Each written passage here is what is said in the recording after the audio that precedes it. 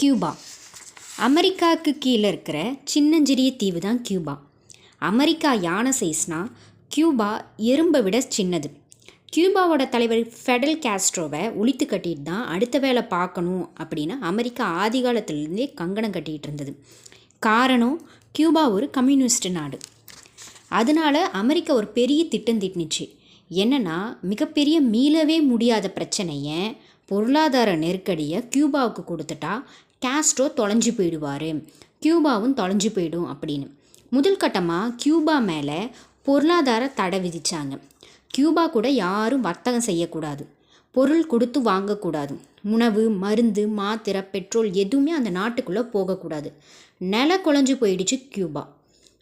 பொருளாதாரம் இல்லாததுனால மக்கள்லாம் என்ன பண்ணுவாங்க அப்படின்னு யோசித்தாங்க. பெட்ரோல் இல்லாததுனால வண்டிகள்லாம் நின்றுச்சு. கடைங்கள்லாம் இருந்தது, ஆனால் உள்ள எந்த சாமான்களும் கிடையாது. ஆஸ்பத்திரிங்க இருந்துச்சு, ஆனால் உள்ள எந்த மருந்து மாத்திரைகளும் இல்லை. மக்கள் எல்லாம் துவண்டு போயிட்டாங்க. ஆனால் அவங்களோட ஒரே நம்பிக்கை அவங்களோட தலைவர் காஸ்ட்ரோ. அந்த சவாலை ஏற்றுக்கிட்டாரு. அமெரிக்கா நம்மளை சிதைக்கிறதுக்கு முயற்சி பண்ணுது, பொருளாதாரத்தை சிதைச்சிட்டா நாடே சிதைஞ்சு போயிடும் அப்படின்னு தப்பு கணக்கு போடுது. இந்த பிரச்சனையை நாம் எல்லாரும் ஒன்று சேர்ந்து போராடுறோம் அப்படின்னு சொல்கிறாரு. அமெரிக்காவுக்கு கண்டிப்பாக நம்ம தக்க பதிலடி கொடுக்க போகிறோம் அப்படின்னு சொல்கிறாரு. முன்வரிசையில் நின்று அந்த மாற்றத்தை அவரே தொடங்கி வைக்கிறாரு. ஒவ்வொரு வீட்டுக்கும் தேவையான அளவு மட்டுமே உணவு வழங்கப்படுது. யாருக்கும் ஆடம்பரமான உணவு கிடையாது.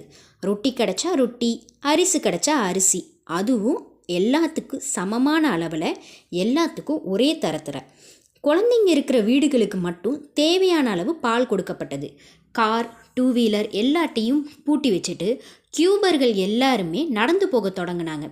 வெளியூர் பயணங்களை முடிஞ்ச வரைக்கும் குறைச்சிக்கிட்டாங்க. ஒவ்வொரு நபரும் பெட்ரோலை சேமிக்க ஆரம்பித்தாங்க. மிச்சப்படுத்தப்பட்ட பெட்ரோல் குழந்தைகளுக்காக, பள்ளி வாகனங்களுக்காக கொடுக்கப்பட்டது. மின்சாரத்தை பார்த்து உபயோகித்தாங்க. ஏறக்குறைய எல்லா வீடுகளும் கும்மிருட்டில் மூழ்கி கிடந்தது. பள்ளிக்கூடங்கள் மட்டும் அங்கே பிரகாசமாக ஜொலிச்சிச்சு. இந்த சட்டை எத்தனை வருஷம் வரும், இந்த பேண்ட்டு எத்தனை வருஷம் வரும், குறைஞ்சது 10 வருஷம் தாக்கு பிடிக்குமா அப்படின்னு தெரிஞ்சால் மட்டும் அந்த துணிகளை வாங்கினாங்க. ஆடம்பரத்தை முற்றிலுமாக தொலைச்சிட்டாங்க. குழந்தைகளை மட்டும் நல்லா படிக்க வச்சாங்க. அவங்க படிப்பதற்கான எல்லா வசதிகளையும் அரசாங்கமே மும்முரமாக ஏற்றுக்குச்சு. கியூபாங்கிற தேசமே தன்னோட வயிற்றை கட்டி, வாயை கட்டி கியூபா குழந்தைகளை படிக்க வச்சிச்சு. பொருளாதார தடைங்கிறது அழுத்தமான நெருக்கடி தான். ஆனால் அந்த நெருக்கடியை கியூபா தனக்கு கொடுக்கப்பட்ட வாய்ப்பாக எடுத்துக்கிச்சு. நெருக்கடி நிலையை ஒரு நாடு எப்படி எடுத்துக்கணும் அப்படிங்கிறத உலகத்துக்கே சொல்லி கொடுத்துச்சு. பிரச்சனையை சமாளித்தா மட்டும் போதாது, பிரச்சனையிலிருந்து மீண்டும் வந்தால் மட்டும் போதுமா? ஒரு பிரச்சனையால் நம்ம லாபம் அடைய வேண்டாமா அப்படின்னு யோசித்தாங்க. இதோ கியூபா அடைஞ்ச லாபம்.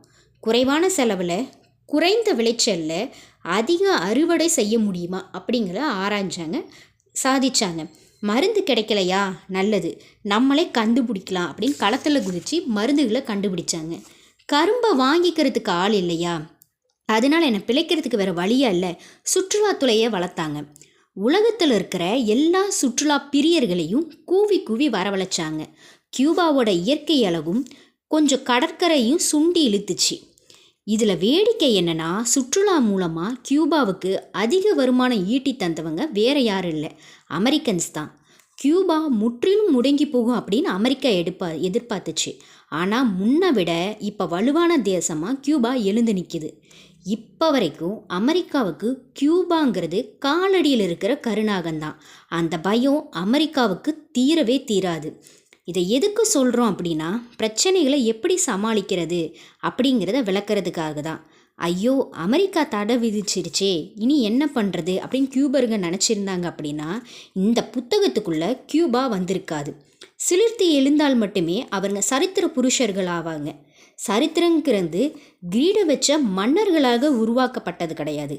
களத்தில் இறங்கி பாடுபடுற சாதாரண மக்கள் எழுதப்படுவது தான் உண்மையான சரித்திரம்.